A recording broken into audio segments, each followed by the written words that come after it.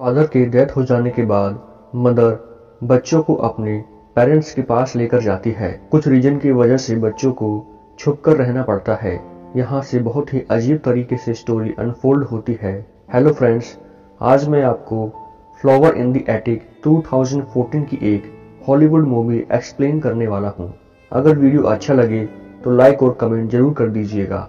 अब बिना किसी देरी के एक्सप्लेनेशन स्टार्ट करते हैं। हम कैथरीन की फैमिली देखते हैं जिसमें उसके छोटे से 2 ट्विंस ब्रदर और सिस्टर थे और एक बड़ा ब्रदर था जिसका नाम था क्रिस्टोफर्स। मदर का नाम था कोरियन और फादर का नाम भी क्रिस्टोफर्स ही था। फादर हमेशा अपने काम से जरा दूर रहते थे। आज वो घर आए तो उन्हें देखकर सब लोग एक्साइटेड थे। फादर ने भी सबके लिए गिफ्ट लाया था। मदर के लिए उन्होंने बहुत एक्सपेंसिव गिफ्ट लाया है। इसके बाद वो बच्चों के साथ गार्डन में खेल रहे थे। कैथरीन अपने फादर से बात करती है, कहती है आप इतना दूर मत जाया कीजिए, वह उन्हें मिस करती है। नेक्स्ट सीन में हम देखते हैं कि इनके घर पर बर्थडे पार्टी थी। फादर जरा लेट हो गए। डोर पर नॉक आई पर यह पुलिस की थी। फादर का एक्सीडेंट हो चुका था और उनकी डेथ हो जाती है। सब लोगों को बहुत शौक लगा। ट्विंस को तो अपने फादर की बहुत ज्यादा याद आती थी। कोरियन बहुत ज्यादा डिस्टर्ब होने लग गई। उसके पास पैसे भी नहीं थे। कैथरीन ने पूछा क्या हम ठीक रहेंगे? कोरियन कहती है मेरे पास कोई भी स्किल नहीं है। मैं सुंदर थी, इसी वजह से मेरी तुम्हारे फादर के साथ शादी हुई थी। अब वो कुछ न कुछ करने का ट्राई कर ही रही है। पैसे ना दे पाने की वजह से कैथरीन का क्लास भी छूट जाता है। कोरियन ने बहुत सारे लेटर्स लिखकर उन्हें पोस्ट कर दिया। थोड़े दिनों बाद कोरियन को लेटर्स का रिप्लाई आता है। उसने फिर सब बच्चों से कहा कि अब हम सब लोग जाकर मेरे पेरेंट्स के यहाँ रहने वाले हैं। बच्चे शॉक्ड हो गए क्योंकि उन्हें कोरियन के पेरेंट्स के बारे में पता ही नहीं था। कोरियन ने कहा मैंने मेरे पेरेंट्स की मर्जी के खिलाफ शादी की थी, वे इसी वजह से वो हम सब पर गुस्सा थे। अब वो फिर से उनके पास जाकर माफी मांग लेगी, सबको मना लेगी।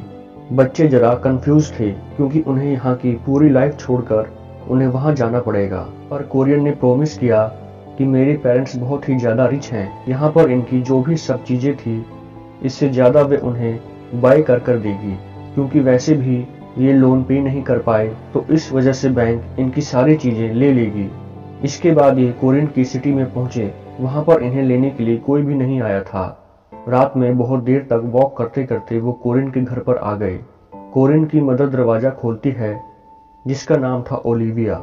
ओलिविया ने कहा देखो बिल्ली अपने साथ क्या लेकर आई है। वो कोरियन को हमेशा बिल्ली बुलाया करती थी। बचपन से ओलिविया ने कोरियन को हेट ही किया है क्योंकि कोरियन अपने फादर से क्लोज थी।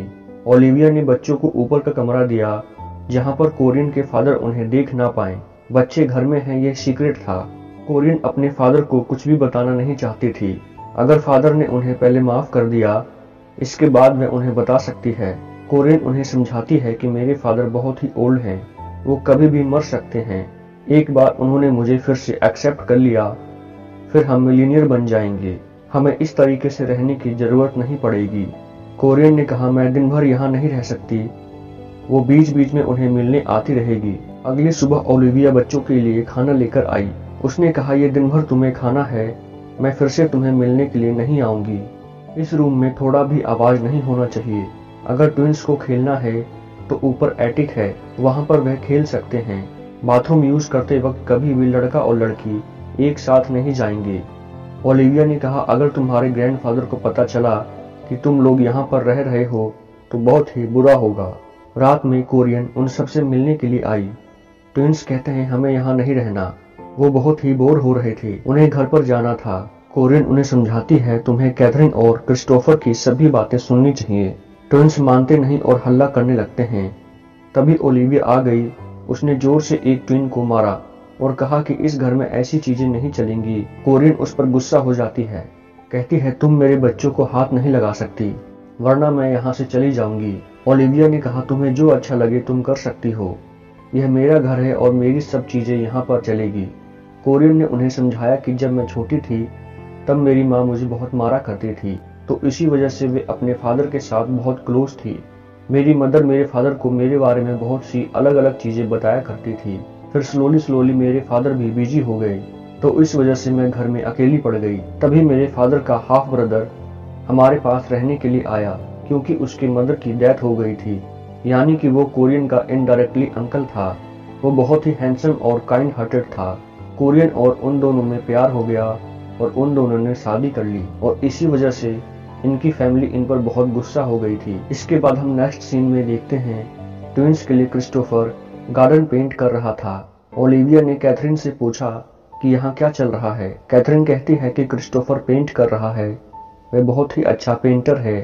ओलिविया कहती है कि क्या कभी उसने तुम्हारी पेंटिंग बनाई है? क्या तुम्हें कपड़े निकालने के लिए उसने कहा? कैथरीन को ये बात बहुत ही कंफ्यूजिंग लगी। ओलिविया समझती थी कि जिस तरह कोरियन का अपने अंकल के साथ अफेयर हुआ, उसी तरह से इन ब्रदर और सिस्टर में भी कनेक्शन हो सकते हैं। अब इसके बाद कुछ दिन बीत गए थे। कोरियन बच्चों को देखने के लिए आई ही नहीं थी। वो आने के बाद कहती है, मुझे अपना सारा टाइम अपने फादर के साथ बिताना पड़ा। वो सेलिंग गई थी, उनके साथ पिकनिक पर गई थी। इसके बाद और भी टाइम गुजर जाता है। अब डायरेक्टली क्रिसमस भी आ चुका था। कैथरीन जरा पॉजिटिवली कहती है, हमें ओलिविया के लिए गिफ्ट बनाना चाहिए। गिफ्ट बनाने के बाद ओलिविया सिर्फ उन्हें देख लेती है और वैसे ही फेंक कर चली गई। कोरियन जब इन्हें मिलने के लिए आई तो बहुत सारे गिफ्ट लेकर आई। बच्चे बाहर की दुनिया मिस करते हैं तो उनके लिए टीवी भी लेकर आती है। उसने कैथरीन के लिए बहुत ही ब्यूटीफुल ड्रेस लेकर आया हुआ था। कैथरीन ने कहा, ये ड्रेस पहनकर हम जाएंगे कहाँ? हम हमेशा ऐसे हाइड होकर नहीं रह सकते। आज घर में क्रिसमस की पार्टी थी। कैथरीन और क्रिस्टोफर दोनों आने की जिद करते हैं। कोरियन भी इसके लिए मान गई। वह उन्हें पार्टी में लेकर गई और उन्हें ऊपर में लिक्विड कैबिनेट में बंद कर दिया, जहां से सिर्फ वे पार्टी देख सके। एक बोतल लेने के लिए ओलिविया ऊपर आई थी, पर वो निकालती नहीं है। पार्टी में फर्स्ट टाइम हम कोरियन के फादर को देखते हैं, जो बहुत ही बूढ़े थे। कोरियन की फिर से फैमिली में आने से उन्हें अच्छा लगा था। उसे बहुत ही एक्सपेंसिव नेकलेस गिफ्ट करते हैं। वो कहती है कि हम इस तरीके से नहीं रह सकते। अगर हमारे पास पैसे नहीं हैं तो क्या हुआ, हम कहीं भी एडजस्ट कर लेंगे। बच्चे ये सुनकर कहने लग गए कि हम यहाँ रह सकते हैं, ज्यादा वरी मत करो। एक्चुअल में कोरियन उन्हें मैनिपुलेट करने लग गई थी। वो खुद इतनी लालची है कि कहीं भी ये सब छोड़कर नहीं जा सकती। एक दिन क्रिस्टोफर लड़कियों की मैगजीन पढ़ रहा था। कैथरीन जब उससे पूछती है तो छुपा लेता है। इसके बारे में कैथरीन ने कोरियन से पूछा। कोरियन ने कहा कि अब तुम लोग बड़े हो रहे हो तो अलग अलग चेंजेस तो आने ही वाले हैं। वो कैथरीन के लिए एक ड्रेस लेकर आती है। जब ये ड्रेस कैथरीन पहन रही होती है, क्रिस्टोफर उसे देख लेता है। ये जरा ऑकवर्ड था। तभी ओलिविया वहां पर आ जाती है। उसे लगता है कि इन दोनों में कुछ चल रहा था। ओलिविया गुस्सा होकर कैथरीन को पनिश करना चाहती थी, उसके हेयर कट करके, पर क्रिस्टोफर उसे मना करता है। एक दिन कैथरीन जब डांस प्रैक्टिस कर रही थी तो क्रिस्टोफर और वह मस्ती करने लग गई। ये गलत है, रियलाइज करके वे एक दूसरे से अलग हो जाते हैं। आजकल ट्विंस बाहर जाने का नाम भी नहीं लेते थे। उन्होंने उन्हें खिड़की में आकर बाहर जाने को कहा, पर फिर भी वे नहीं मानते। 1-2 साल से ये सब यहीं पर रह रहे हैं। कोरियन बच्चों से मिलने के लिए आई, पर 4-5 महीने के बाद वे बच्चों से कहती है, मेरी शादी हो गई है। वो हनीमून पर थी, इसी वजह से उनसे मिलने नहीं आ पाई। क्रिस्टोफर कहता है कि ऐसा अब नहीं चलेगा। 2 साल हो गए, हम यहीं पर बड़े हो रहे हैं। वो इस तरह से यहाँ पर नहीं रह सकते। कैथरीन ने कोरियन से पूछा, क्या तुम्हारे हस्बैंड को हमारे बारे में पता भी है? कोरियन कुछ भी नहीं बोली और यहाँ से चली गई। ओलिविया के हाथों कोरियन ने उनके लिए स्वीट्स भेजी थी। डोनट्स देखकर सब लोग बहुत खुश हो गए थे। कैथरीन ने क्रिस्टोफर से कहा, अब हमें यहाँ से निकल जाना चाहिए। हमें बाद में कितने भी पैसे मिलें, पर हम इस तरीके से नहीं जी सकते। क्रिस्टोफर ने कहा, हमें निकलने के लिए थोड़े पैसों की जरूरत पड़ेगी। वो दोनों करीब थे और ओलिविया आ गई। वो कहती है, तुम दोनों क्या कर रहे हो? क्रिस्टोफर रोते हुए ओलिविया के पैरों में गिर गया। कहता है, मुझसे बहुत बड़ी भूल हो गई है, प्लीज मुझे माफ कर दो। ओलिविया गॉड पर बहुत विश्वास करती है। वह कहती है, अब तो गॉड ही तुम्हें माफ करेगा।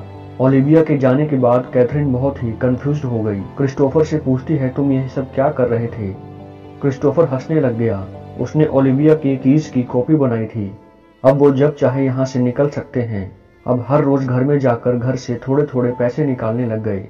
ऐसे थोड़े थोड़े पैसे चुराते हुए उन्हें बहुत टाइम लग सकता था, पर इनके पास कोई ऑप्शन नहीं था। एक रात जब वे ऐसे ही निकले हुए थे तो कोरियन का हस्बैंड ड्रंक होकर सोया हुआ था। कैथरीन उसके पास गई। वो क्यूरियस थी, वो उसे किस कर लेती है। इसके बाद वो पैसे लेकर रूम में आ गई। बाहर क्रिस्टोफर फेंस को देख रहा था। ये अभी अभी बनवाई गई थी। और इस पर इलेक्ट्रिक का शॉक भी वह लगवा रहे थे। घर में आकर वह देखता है तो कोरियन और उसका हस्बैंड आपस में बात कर रहे थे। वह कहता है, मुझे एक सपना आया जिसमें तुम्हारी जैसी छोटी सी लड़की मुझे किस कर रही थी। क्रिस्टोफर समझ गया कि कैथरीन थी। वो उस पर बहुत ज्यादा गुस्सा हो जाता है। गुस्से में वे एक दूसरे के साथ ही इंटीमेट हो गए। कैथरीन क्रिस्टोफर से कहती है, अगर तुम चाहो तो हम ये सब बंद कर सकते हैं। क्रिस्टोफर ने कहा कि मैं तुमसे बहुत प्यार करता हूँ। एक दिन इनका ट्विन ब्रदर बहुत ही ज्यादा बीमार हो गया। ये बात उन्होंने कोरियन से कही, पर फिर भी वे उसे हॉस्पिटल ले जाने से मना कर रही थी। कैथरीन को बहुत बुरा लगा। कैथरीन के बहुत बुरा भला कहने पर वे ट्विंस को हॉस्पिटल लेकर गई। अगले दिन ओलिविया इनके पास आई, कहती है, तुम्हारा ट्विन ब्रदर बहुत ही ज्यादा बीमार था। हमने उसे बचाने की बहुत कोशिश की पर कुछ भी नहीं कर पाए। उसकी डेथ हो गई है। इन सबको ये बहुत ही बुरा लगता है। अब एक पल भी वे यहाँ रह नहीं सकते। दोनों मिलकर ये डिसाइड करते हैं, रात में घर में जितनी भी ज्वेलरी होगी, पैसे होंगे, सब लेकर वे यहाँ से भाग जाएंगे। क्रिस्टोफर जब ऊपर आया तो उसके छोटे सिस्टर की हालत जरा खराब थी। छोटे सिस्टर ने अपना डोनट एक माउस को खिलाया था और माउस की डेथ हो गई। इसका मतलब है कि जो डोनट्स कोरियन ने उन्हें भेजे थे ये जहरीले थे। शायद इसी वजह से उनके छोटे ब्रदर की डेथ हो गई थी। इन सब की आवाज को सुनकर ओलिविया ऊपर आ गई। वो उन्हें मार रही थी पर क्रिस्टोफर ने उनकी छड़ी ले ली। वो ओलिविया को पकड़ लेता है और उन सबको एटिक में जाने को कहता है। उन्हें पता था कि ओलिविया को एटिक में जाने से डर लगता है। वो उसे घसीटते घसीटते वहीं पर लेकर गया। वो डोर बंद कर देता है और ये सब खिड़की से बाहर निकल गए। ओलिविया वहां से नहीं जा पाई। उसकी हालत बहुत ही ज्यादा खराब हो गई। इन सबको भागता देख एक सर्वेंट ने उन्हें देख लिया। क्रिस्टोफर उन्हें कहता है कि प्लीज हमें जाने दो, हम कोरियन के बच्चे हैं। सर्वेंट को भी पता चल गया कि यहाँ पर क्या चल रहा था। वो जाकर फैंस की इलेक्ट्रिसिटी बंद कर देता है और ये सब यहाँ से भाग गए। कैथरीन कहती है कि अब हम उस प्लेस पर कभी नहीं जाएंगे, पर हमारी मुलाकात फिर से हमारी मदर से हो सकती है। मुझमें और क्रिस्टोफर के बीच में जो कुछ भी है, इस वजह से कोरियन को हमेशा सेम में जीना पड़ेगा। यही उसके लिए सजा होगी। क्रिस्टोफर के साथ होना यही कैथरीन का अपने मदर से लिया हुआ एक बदला था। इसी के साथ ये मूवी एंड हो जाती है।